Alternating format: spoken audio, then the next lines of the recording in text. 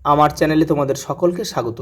আজ আমরা মাধ্যমিকের 2026 এবিটিএ টেস্ট পেপার থেকে ইতিহাসের 437 নম্বর পেজে যে সেটটি রয়েছে সেটাই আজকে আমরা সলভ করব।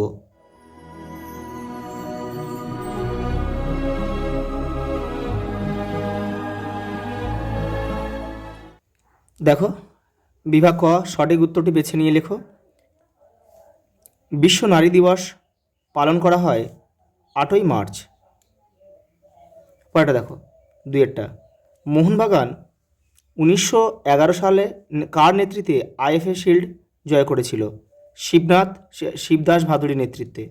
অপশান ক আমাদের উত্তর। তিনেরটা দেখো, গ্রাম বার্তা প্রকাশিকা প্রকাশিত হয় দেখো কুষ্টিয়া থেকে। পরেরটা দেখো, কলকাতা বিশ্ববিদ্যালয়ের প্রথম আচার্য কে ছিলেন? দেখো লর্ড ক্যানিং।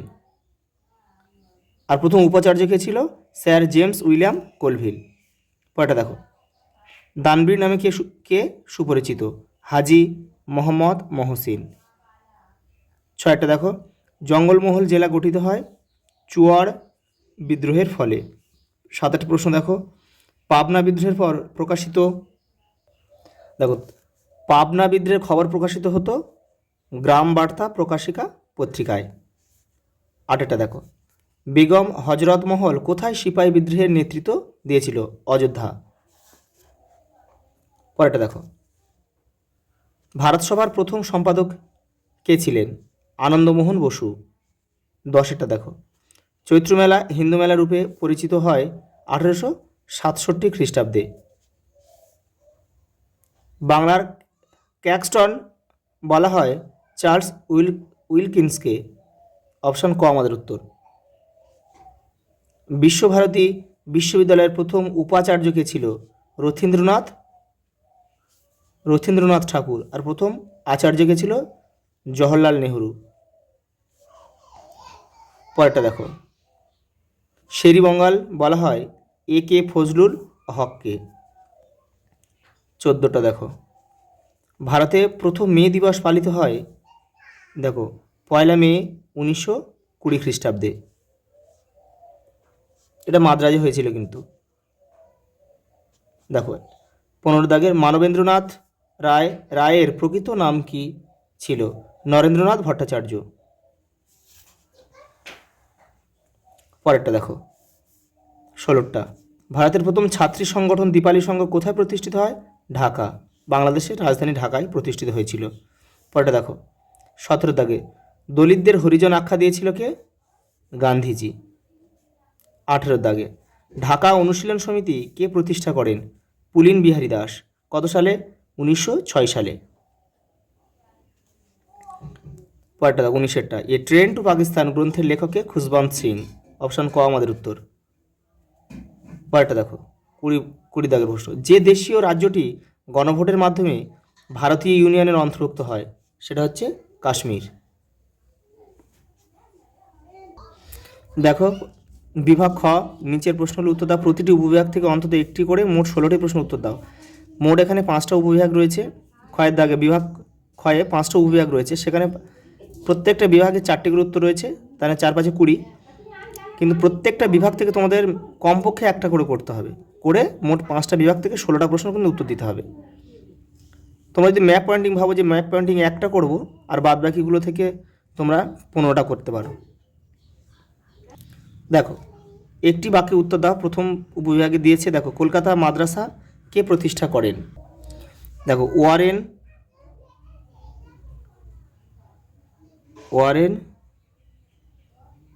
হেস্টিংস। কত সালে? 1781 সালে। সালটা একটু মনে করে রাখবে, 1781 সালে। একা আন্দোলনের একজন নেতার নাম লেখো। মাদারি পাসি।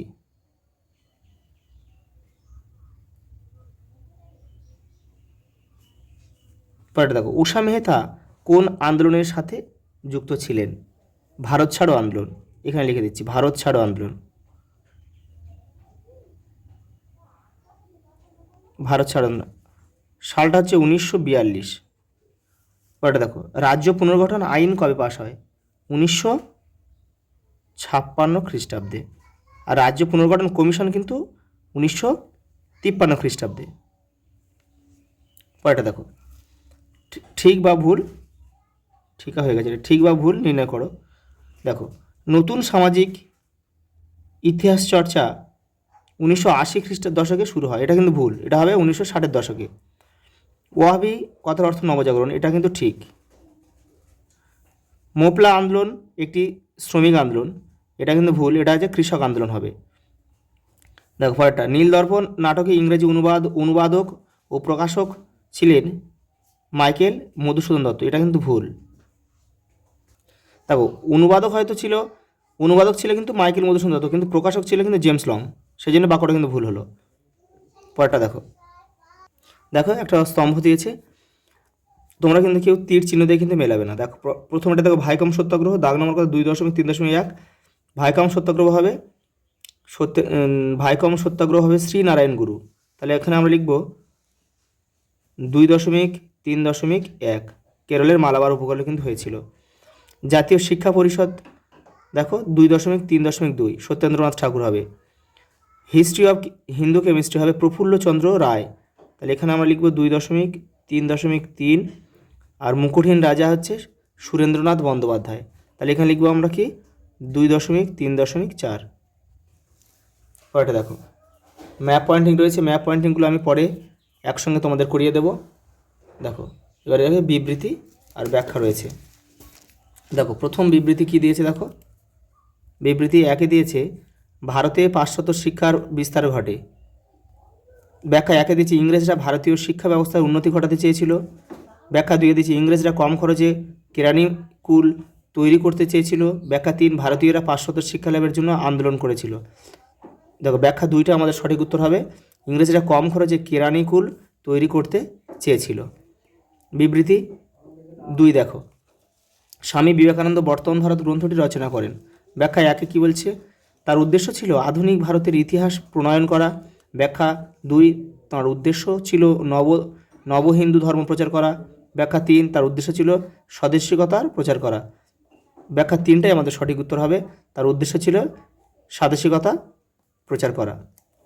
দেখো বিবৃতি 3 কি বলছে, দেখো 1861 খ্রিস্টাব্দে কালীপ্রসন্ন সিংয়ের হুতুম প্যাচার নকশার গ্রন্থটি প্রকাশিত হয়। ব্যাখ্যা 1, এটি একটি ব্যঙ্গ বিদ্রুপাত্মক সামাজিক নকশা জাতীয় রচনা। ব্যাখ্যা 2, এটি একটি প্যাঁচার কাহিনী নিয়ে রচিত। ব্যাখ্যা 3, এটি তৎকালীন কলকাতার সামাজিক গৌরব কাহিনীর প্রশংসার চিত্র। অপশান ব্যাখ্যা 3টাই আমাদের সঠিক উত্তর হবে, এটি তৎকালীন কলকাতার সামাজিক গৌরব কাহিনীর প্রশংসার চিত্র। 4টা দেখো, বিবৃতি 4, আশুতোষ মুখোপাধ্যায় কলকাতা বিজ্ঞান কলেজ প্রতিষ্ঠা করেন। দেখো 1 নম্বর ব্যাখ্যা কী বলছে, কলকাতা বিজ্ঞান কলেজে আধুনিক পাশ্চাত্য বিজ্ঞান চর্চার উৎকর্ষ কেন্দ্র করে তোলা। ব্যাখ্যা 2, দরিদ্রের মধ্যে বিজ্ঞান চেতনা ছড়িয়ে দেওয়া। ব্যাখ্যা 3, মাতৃভাষায় বিজ্ঞান চর্চার উৎসাহ দেওয়া। ব্যাখ্যা 1টাই আমাদের সঠিক উত্তর, কলকাতা বিজ্ঞান কলেজে আধুনিক পাশ্চাত্য বিজ্ঞান চর্চার উৎকর্ষ কেন্দ্র করে তোলা। আচ্ছা এই পর্যন্ত, দেখা হবে পরের ভিডিওতে।